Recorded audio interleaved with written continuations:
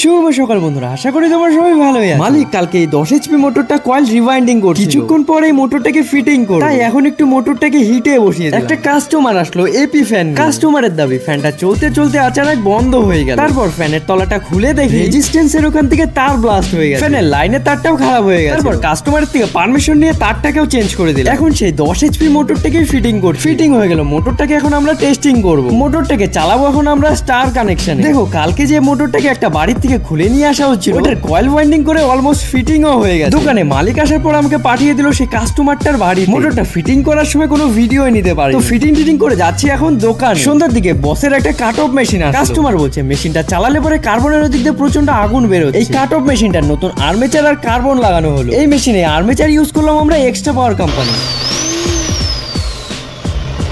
চলো মেশিন আমাদের এখন কমপ্লিট। পাশের থেকে প্রভু এসে আমাকে পুরো অপমান করে দিয়েছে। নেক্সট ভিডিওতে দেখা হচ্ছে।